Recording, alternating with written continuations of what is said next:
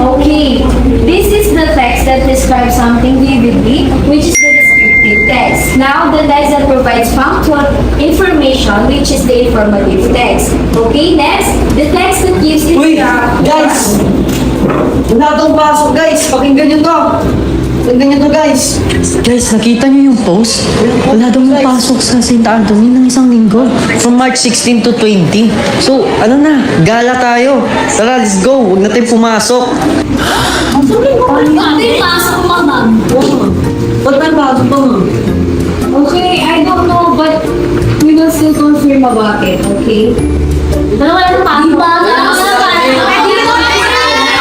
Di ba confirm muna natin yun.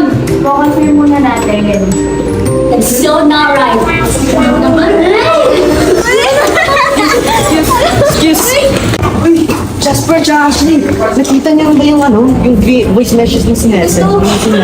Wala daw pasok na isang linggo sa St. Anthony. Ito po tayo pumasok, di ba? Oo, sabi ng DM. Oo, kung wala naman dapat pasok, hindi ba naman tayo na tayo dito?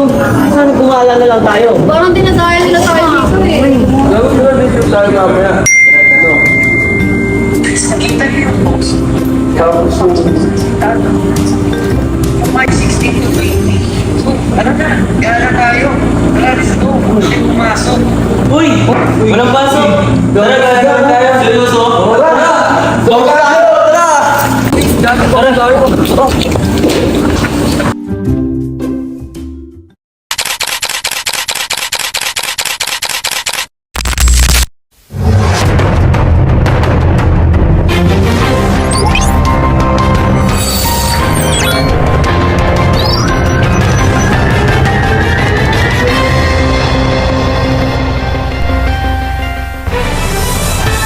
Magandang araw, Pilipinas! Ito ang inyong MIL News. Ako si Clark Toristo. At ako naman si Ashley Catley. At narito ang mga mainit na balita tungkol sa pagkalat ng fake news sa social media. May kumakalat na balita sa online na nagsasabi wala rong pasok ng buong linggo dahil sa init. Totoo nga ba ito o isa lamang fake news?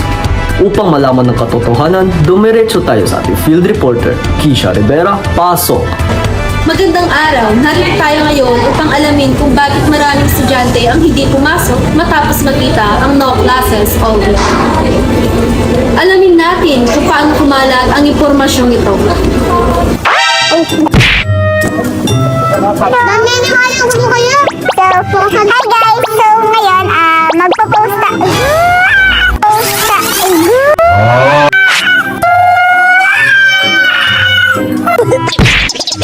Okay. Ano yun? Alam! Yung mga pinatay... Wala, tumalagay na.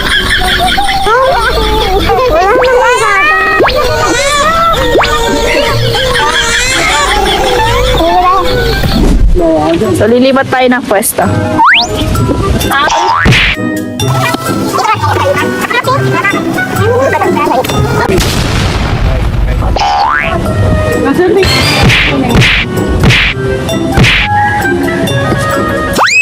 Hi guys! So, ngayon magpo-post tayo ng basta. Ayan, magpo-post tayo ng ng fake news. Tignan natin kung maniniwala sila. Yeah.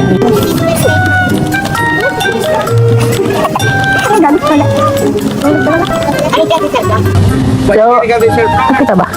Ayan guys. Ipo-post na natin siya tapos tignan natin kung maniniwala ang marami. Yes.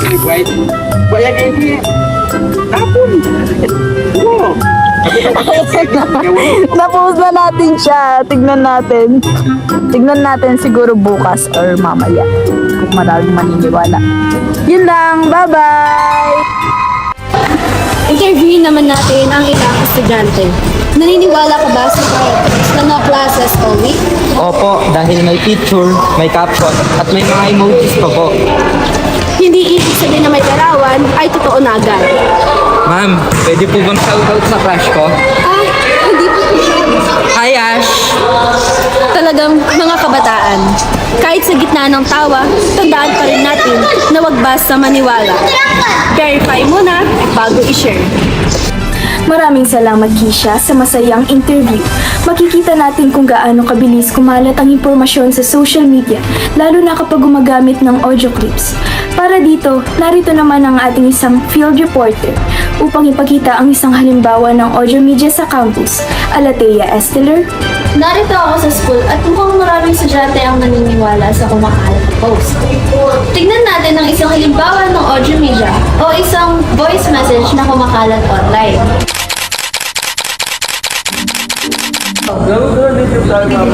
Which is the description text. Now, the text that provides Guys, nakita niyo yung post?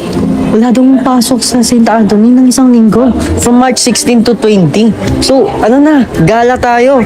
Tara, let's go. Huwag natin pumasok. At dito kumakalat ang balita sa pamamagitan ng audio media. Mula dito sa campus, Alatea Mercado Esteller, nag-uulat. Maraming salamat Alatea Esteller sa pinakamagandang halimbawa ng audio media.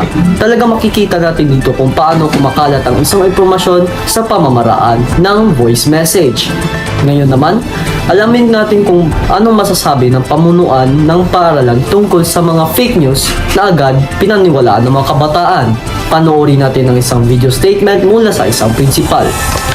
Narito tayo ngayon sa St. Anthony College of Technology para alamin ang opinyon ng principal tungkol sa kumakalat na balita tungkol sa no classes all week. Ma'am, ano pong masasabi niyo sa fake news about sa no classes all week? Actually, it's very rampant actually na in social media there are some announcement about class suspension. Now, in our case at St. Anthony, whenever we hear about it, what we do is to check the source. For example, the announcement says it came from the division office. So we check the website of the office of the SDS to find out if it's real. If what they say, it came from the LGU, then we check the website of LGU because doing the checking of the websites, you can confirm whether the announcement is true or not. So that's how we do it. So that is my advice to the students and to the parents as well. If you see some announcement about class suspension especially, always check the source because the source will confirm on whether the announcement is real or not. Thank you. At ayun nga ang opinyon ng principal ng St. Anthony College of Technology. Balik sa iyo, Clark. Maraming salamat sa ating principal para sa mahalagang paalala.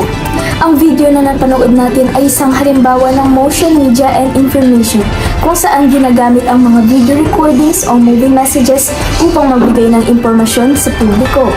Kaya mga kababayan, kahit sa mga videos na nakikita natin online, mahalaga pa rin na suriin ang pinagmulan ng impormasyon bago ito paniwalaan o ibahagi. At tandaan, sa panahon ng social media, mahalagang maging mapanuri sa bawat larawang nakikita, audio naririnig, video na papanood, at tekstong nababasa sa online. Para sa NMIL News, ako si Clark Loristo. At ako naman si Ashley Catley. Nagpapaalala. Think before you click. Verify before you share. Magandang araw, Pilipinas!